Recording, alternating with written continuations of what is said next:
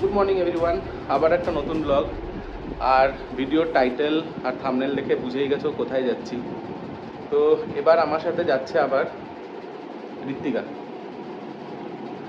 কারণ ঋত্বিকা ইন্ডিয়া এসেছে। যারা আমার আগের ভিডিও দেখেছো তারা জানবে যে ঋত্বিকা এখানে থাকে না, বাট ওর বাবার শরীর খারাপ ছিল মাঝখানে, তাই ও এসছে ইন্ডিয়া। কিছুদিন বাদে চলে যাবে, তাই আমরা আবার প্ল্যান করলাম যে কোথাও একটা ঘুরে আসা যাক। তাই মনে হলো কাছে পিঠে শিমলিপাল ন্যাশনাল পার্ক খুব একটা ভালো জায়গা হবে, আর যেহেতু ঠান্ডা হালকা পড়েছে এই টাইমে ভালোই লাগবে ওখানে গিয়ে। তাই সকালবেলা বেরোচ্ছি, আর এবার গাড়িতে না, এবার বাইকেই যাব, নিজের বাইকে। তো প্যাকিং সব হয়ে গেছে, চলো নিচে গিয়ে তোমাদেরকে বেরোনোর সময় সব দেখাচ্ছি। কোকোর মন খুব খারাপ, কোকো যাবে না বলে কোকো এখানে শুয়ে আছেন। এ কোকো টাটা টাটা বলে দে। অনেক সাজুগুজু করেছে, চলো। আর এটা হচ্ছে দুজনের হেলমেট। চলো, টাইম হচ্ছে এক্স্যাক্টলি 4:45। প্যাকিং ডান, শুধু দুটোই স্যাডেল ব্যাগ নিয়েছি, বিকজ খুব একটা জিনিসপত্র নেই আমাদের। বাইকটা কিছুক্ষণ কোল্ড স্টার্ট দেওয়া ছিল, হয়ে গেছে অলরেডি গরম। বেরোনো যাক। টাটা মা। 5:10 আমরা জার্নি স্টার্ট করলাম। আমাদের এখানে রিভার সাইডে সবাই মর্নিং ওয়াক করে, অলরেডি সবাই বেরিয়েই পড়েছে। অ্যাকচুয়ালি ব্যারাকপুর এমনি খুব সুন্দর, আর এত সকালে তো আরোই সুন্দর লাগে। চলে এসেছি পাম্পে। এটা আমাদের ব্যারাকপুর থেকে বেরোনোর সময় পাম্প, তালপুকুর পাম্প। ট্যাঙ্ক ফুল হবে। এখান থেকে ডিস্টেন্স দেখাচ্ছে 366, 7 ঘন্টা 32 মিনিট।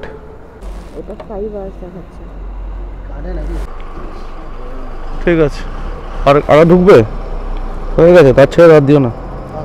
হ্যাঁ, পুরো ফুল হয়ে গেছে, উপচে পড়ছে। তেল নেওয়া হয়ে গেছে, আর কোথাও দাঁড়ানোর নেই আপাতত।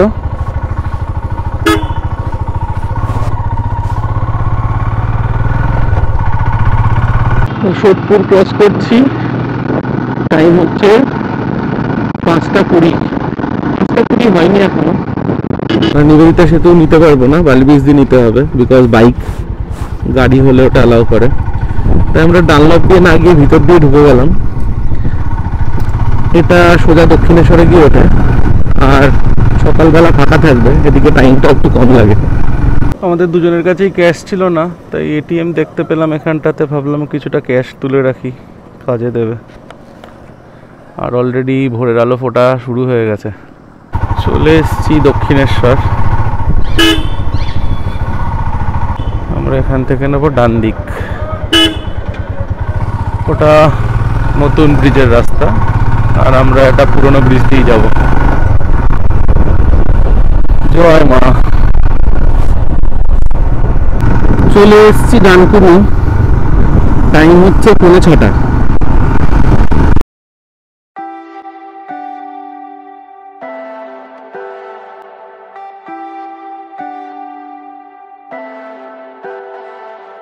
Leave me, baby, don't wanna fall again. This just hurt me. Just think about it, but you hold me like you don't wanna break. I need some space. Just think about it, think about it.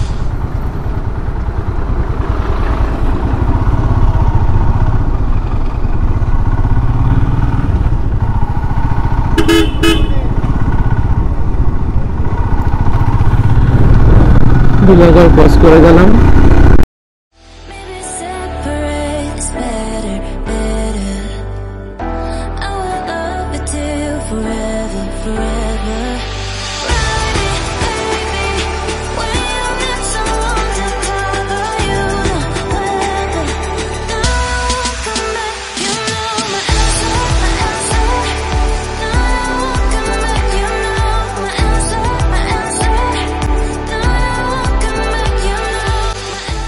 Mandarmani দীঘার দিকেও গেলে আজাদিনতেই দাঁড়াই যাওয়ার সময়টা। তো ঠিক আছে, আজাদিনতেই দাঁড়াই, ভেবেছিলাম কোলাঘাট দাঁড়াবো, তো ঋত্বিকা এখানে বললো তো ঠিক আছে।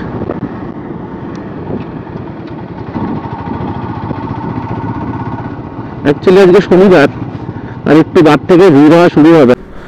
আজাদিন অ্যাকচুয়ালি 24 আওয়ার্স সি কিচেন খোলা থাকে। এই দিকটা মনে হয় টেবিল এখনো লাগায়নি, বা দিকটা খোলাই আছে। কয়েকশোবার হয়তো এই আজাদ হিন্দে এসছি, কয়েকশোবার না হলেও বেশ অনেকবার, মানে কথার কথা কয়েকশোবার। এই ভিতরটায় কখনো বসিনি, বাইরেটাতেই বরাবর বসি। তো ঋত্বিকাকে বললাম চলো ভিতরটায় বসি, ভিতরটা বেশ একটু গরম, ভাল লাগছে এখানটা। আর কফি অর্ডার করা হয়েছে একটাও, আর একটা আমি নিয়েছি, আর একটা আলুর পরোটা অর্ডার করলাম। অ্যাকচুয়ালি তখন যে কনফিউশনটা হচ্ছিল, ঋত্বিকাকে দেখাচ্ছিল হচ্ছে 251 কিলোমিটার ব্যারাকপুর থেকে, আর আমাকে 366। আমি ব্যারাকপুরে পাম্পের ওখানে যেখান থেকে লিখেছিলাম সেটা ছিল শিমলিপাল ন্যাশনাল পার্ক লিখেছিলাম, তো সেটা দেখাচ্ছিল 366। আর ঋত্বিকাকে দেখাচ্ছে যেটা, সেটা হচ্ছে ঋত্বিকা ওখানে একটা কোনো ইকো ট্যুরিজম রিসর্ট না, ও একটা কোনো শিমলিপাল ইকো কটেজ কিছু একটা লিখেছিল, যেখানটাতে আমরা হয়তো মেবি গিয়ে চেক ইন করবো। নট শিওর, কারণ আমরা কোনো কিছুই কোথাও কোনো বুকিং করিও নি, কিছুই না। তো যদি সেইখানে যাই তাহলে পরে সেটার ডিস্টেন্স দেখাচ্ছে 251। আমরা আলুর পরোটা নিয়েছি একটাই, দুজনে অর্ধেক অর্ধেক, আর দই আছে। এর বেশি এখন এই সকালবেলা 6:30টার সময় সম্ভব না ব্রেকফাস্ট করা।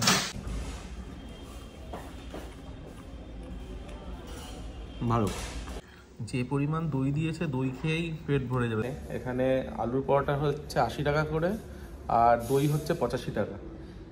তো কফিগুলোর হচ্ছে 75 করে 150। তো টোটাল বিল হয়েছে এখানে জিএসটি নিয়ে 331 টাকা। তো হয়ে গেছে আমাদের এখানে ব্রেকফাস্ট, আর এখান থেকে বেরোবো। আর তো কোথাও আস্তে দাঁড়ানোর নেই। তোমার কি আর কোথাও দাঁড়াতে হবে? ওর আর একটা ব্রেক লাগবে। ওটা কফি দিয়ে হয়নি, আবার চা। ঠিক আছে, তাহলে পরে আরেকবার কোথায় দাঁড়াতে হবে সেটা তুমি তখন বলো। বেরোনো যাক এখান থেকে। বেরোলাম আজাদিন থেকে।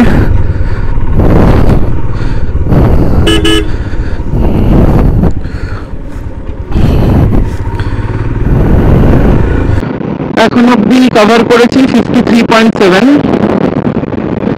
টাইম হচ্ছে 7:10।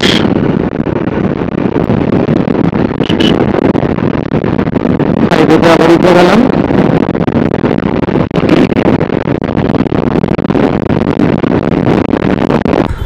ফার্স্ট সিগন্যালে দাঁড়ালাম এতক্ষণে, বাগনান সিগন্যাল খুলে গেছে, তারপরে ঢুকছে বাইক নিয়ে। 7:25 বাজে কোলাঘাট ক্রস করে যাচ্ছি।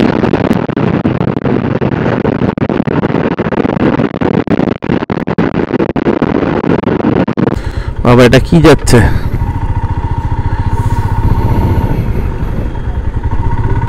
হ্যাঁ, এটা দেউলিয়া বললাম না, দেউলিয়া বাজার।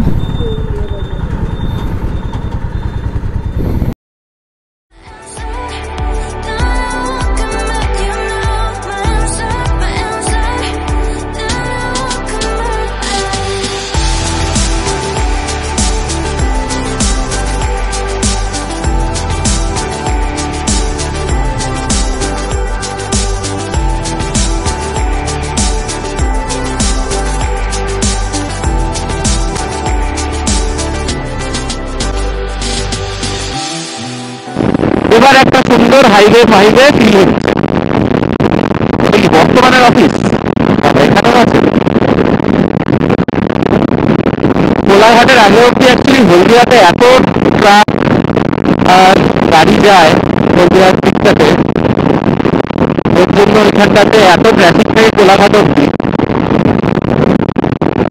এদিকটা তুলনামূলক অনেকটাই ফাঁকা। ওটা সেকেন্ড টোল।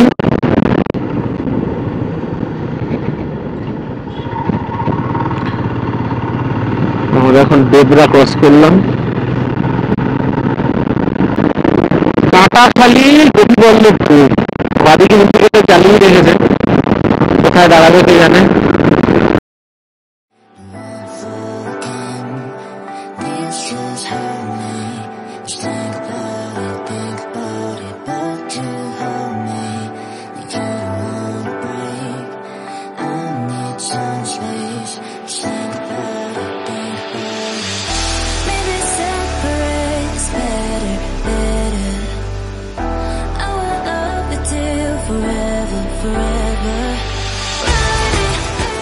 এটা হচ্ছে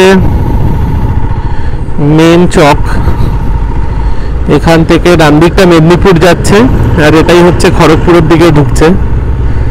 মানে যদি কেউ খড়গপুর আয়াটের দিকেও যেতে চায় সব এই সাইডেই, কারণ আমরা স্ট্রেট বেরোবো। ঝাড়গ্রাম 46 কিলোমিটার এখান থেকে।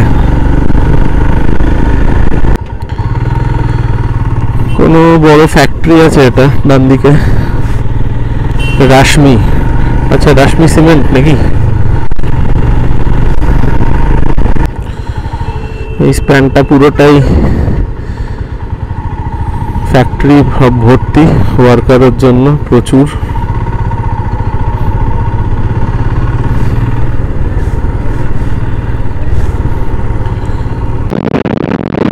আর এখান থেকে জঙ্গল স্টার্ট হয়ে গেল। ঋত্বিকা অনেকক্ষণ ধরে দাঁড়াবে করছিল, তো এখানে আর তো কিছু পাচ্ছি না।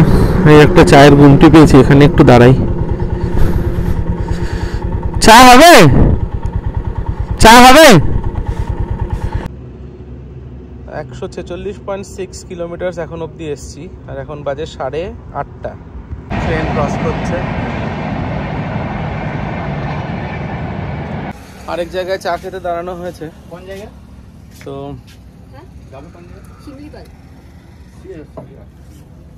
ভালো বানিয়েছে চা, আর এখানে দাদা ঘুগনিও বানিয়েছে, আর একটা আমরা ডিমের পোচ, ঋত্বিকা ডিম সেদ্ধ খাবে। দাদা বানাচ্ছে এখন ডিমের পোচ। এটা হচ্ছে ঘুগনি, আর তার মধ্যে ঋত্বিকা উপর থেকে কাঁচা লঙ্কা ছড়ালো। কাঁচা লঙ্কা পেঁয়াজ। এই গরম কেমন? ভালো। না নাম কি? বেশ ভালো।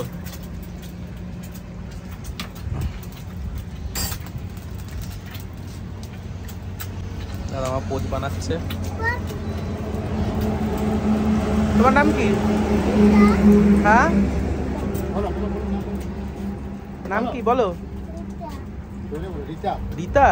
বাবা কি সুন্দর নাম। এটা হচ্ছে আমার ডিমের পোচ, এই জন্য ঘুগনি রেখে এক চামচ।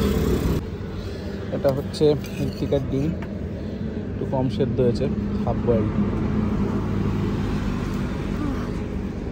ওর হাফ বয়েলটি বেশি পছন্দ।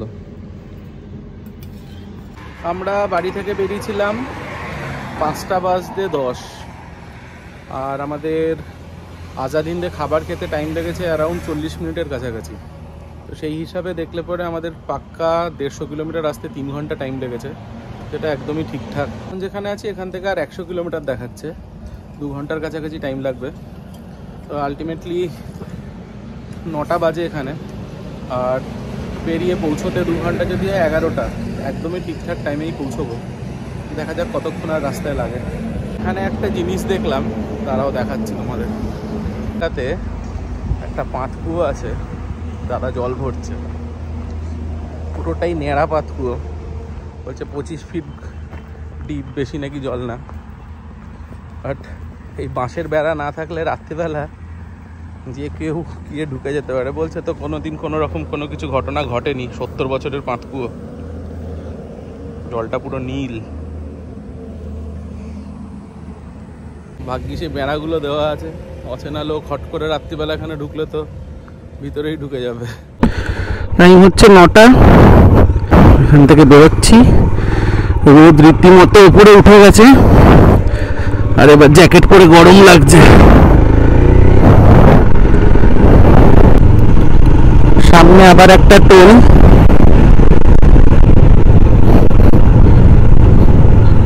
কোন টোল লেখা নেই। পিছনে খেমাশুলি বলে একটা স্টেশন গেল।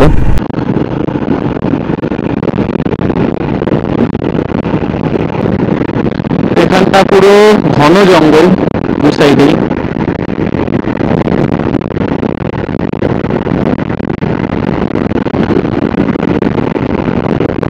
এদিকে প্লাস এদিকে দুদিকেই যথেষ্ট ডিপ ফরেস্ট। এখানটা বাঁকুড়ার দিকে যেরকম দেখা যায়।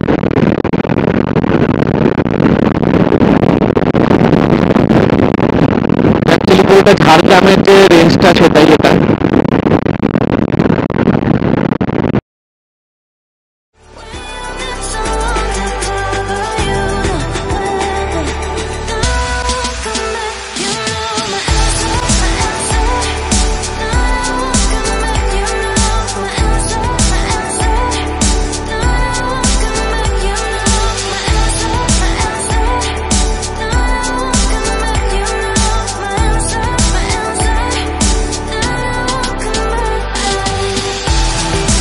বাদিকে গোপীবল্লভপুরের রাস্তাটা নিলাম, সামনেও একটা রাস্তা আছে, ওটা গিয়ে সামনে দিয়েও ঢোকা যায়।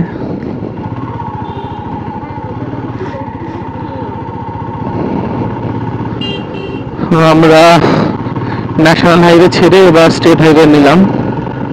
এটা গোপীবল্লভপুর 2 উন্নয়ন ব্লক আমাদের স্বাগত জানাচ্ছে। এবার রীতিমতো গরম লাগছে জ্যাকেটটায়।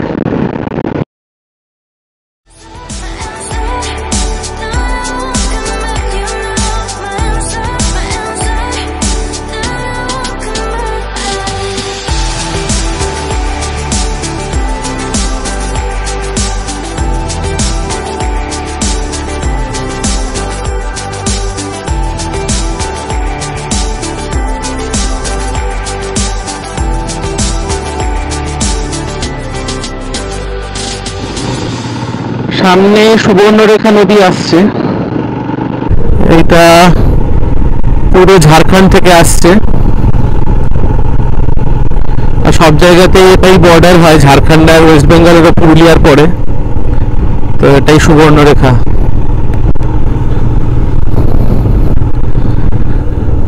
এটা বালাসরে গিয়ে মিশছে, বালাসর ঠিক না, ওই দীঘার পরে কিছুটা এসে এক জায়গায় জলেশ্বরের পরে এটা বেরোয়, সমুদ্রে যাচ্ছে।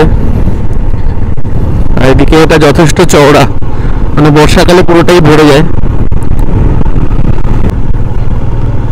স্ট্রেট না ডান দিক? এদিকে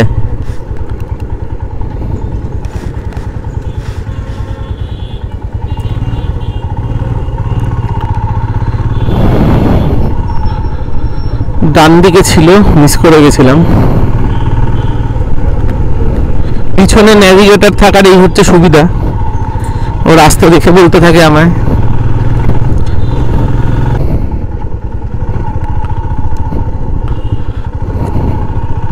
670 টাকার তেল ভরা হলো, 6.27।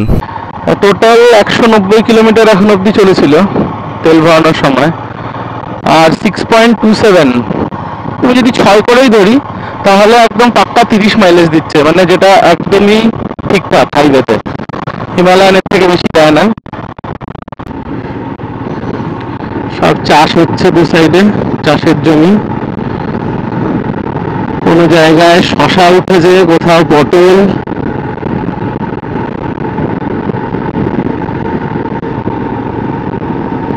সব কাজ করছে খেতে। ওটা এই রাস্তাটা চলে গেল হাতিবাড়ির দিকে, আমরা বাদিক ঢুকলাম। জায়গাটার নামটা দেখতে পেলাম না, ঢাকা ছিল, এখানে লেখা আছে একটু পড়ো তো। ওটা আশুই, আচ্ছা এই জায়গাটার নাম হচ্ছে আশুই, এখান থেকে লেফট।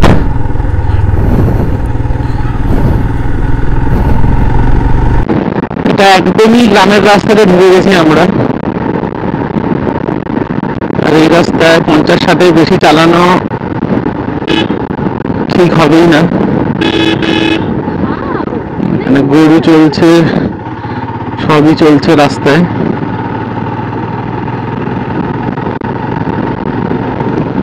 হনুমান, পুরী বাপরে বিশাল সাইজ, হ্যাঁ। এখানে আবার জঙ্গলটা চালু হলো,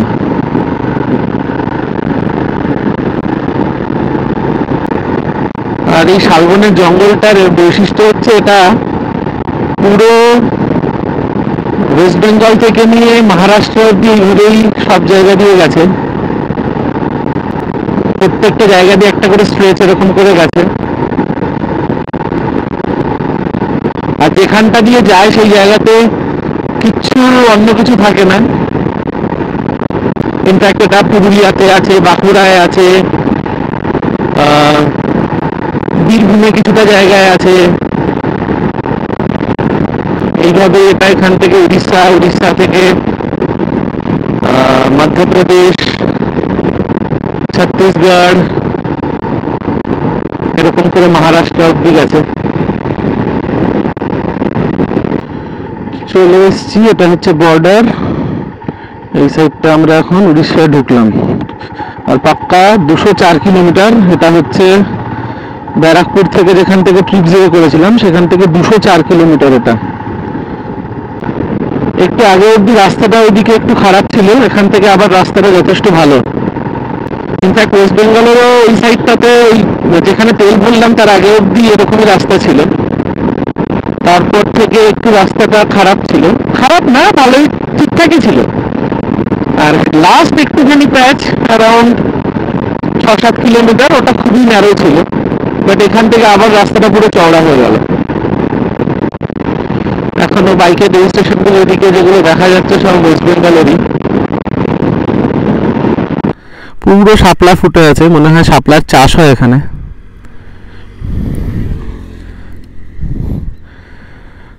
ভর্তি পুরো গোলাপি হয়ে আছে পিছন দিকটা, সেটা পুরো গোলাপি। হাট বসেছে, হাট, শনিবারের কোনো হাট বসেছে গ্রামে।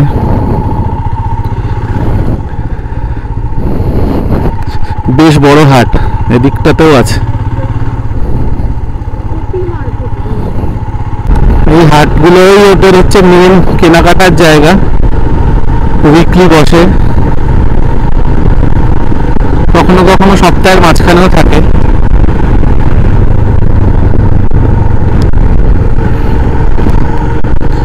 আশেপাশের সব গ্রাম থেকে লোক আসে কেনাকাটা করতে। আমরা বাড়িপাড়া পৌঁছে গেছি এখন। লেফটটা হচ্ছে বালেশ্বরের দিকে চলে গেল, 52 কিলোমিটার। ওটা বাড়িপাড়া টাউন ওদিকে, আর এটা হচ্ছে ঝাড়পোখাড়িয়া ডান দিকে।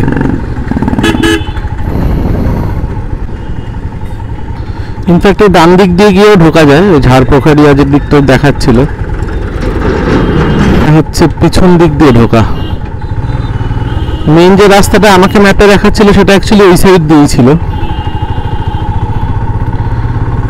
মানে যদি পুরো ফরেস্ট রেঞ্জটাকে গোলভাবে ধরা হয় তাহলে রাইট সাইড দিয়ে একটা রাস্তা ঢোকে, লেফট সাইড দিয়ে একটা। আমরা লেফট সাইড দিয়ে ঢুকছি আর ওইদিকে রাস্তাটা রাইট সাইড দিয়ে ঢোকে, মানে যদি কলকাতার দিক থেকে ধরা হয়। কোনো একটা পুজো হচ্ছে,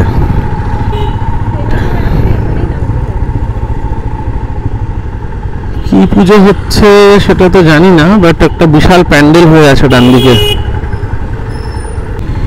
বারিপদা যথেষ্ট বড় টাউনশিপ। এখানে আবার একটা নদী আছে, বুড়োবালাং নদী। আমার নিজে দেখো গরুর গাড়িটা কি করছে, বালি তুলছে নাকি।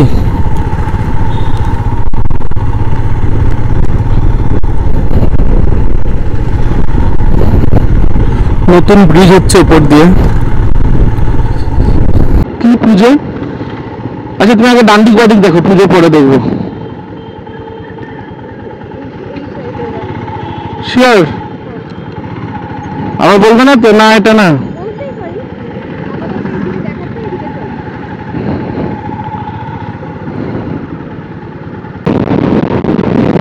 এটাকে লুলুং রোড বলে।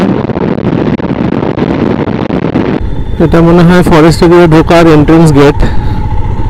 আমরা অলরেডি ফরেস্ট এরিয়ার কাছে একদম চলেও এসেছি। ছাগল করিডোর, জঙ্গলি ছাগল ঘুরে বেড়াচ্ছে। সামনে পাহাড় দেখা যাচ্ছে, পুরো রেঞ্জটা এখান থেকে দেখা যাচ্ছে। এদিকটা তো বেশ উঁচু অনেকটাই, এদিকটা কম। এখান থেকে দেখলে জানি না ক্যামেরায় কতটা আসছে, এদিকটা পুরো রেঞ্জটাই দেখা যাচ্ছে।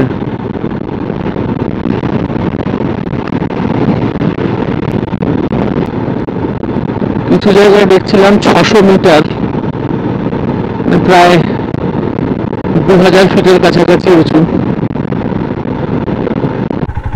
যে পাহাড়গুলো দেখা যাচ্ছে এগুলো বেশ উঁচু, ক্যামেরায় কতটা আসছে বোঝা যাচ্ছে না, বাট এদিকটা বেশ উঁচু, ডান দিকের গুলো। এটা একদমই জঙ্গলের ভিতরে ঢোকার গেট। এখানে যাই না কোনো পারমিশন করাতে হবে কিনা।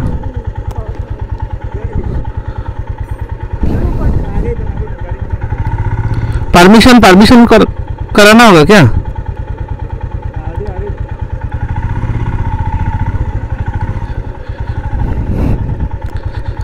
এখানে তো কোনো পারমিশন করতে হবে। শিমলিপাল গেট এটা ঢোকার ফরেস্ট এরিয়ায়। তো এখানে আমাদের জাস্ট গাড়ির নাম্বারটা লিখলো আর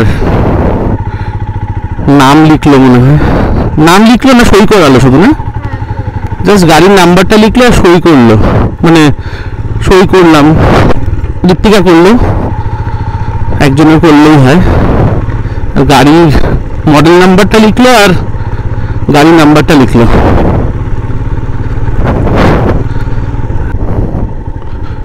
এগুলো সব রিসর্ট তৈরি হচ্ছে।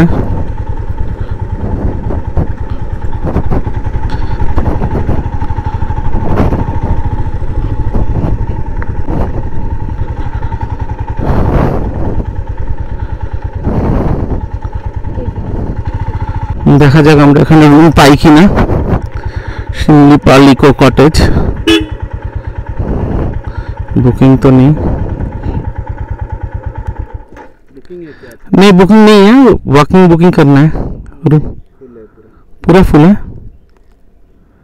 আমি বাউন্ডুলে ঘুরি যে আমাকে বাসবে ভালো, তার আকাশেই উড়ি।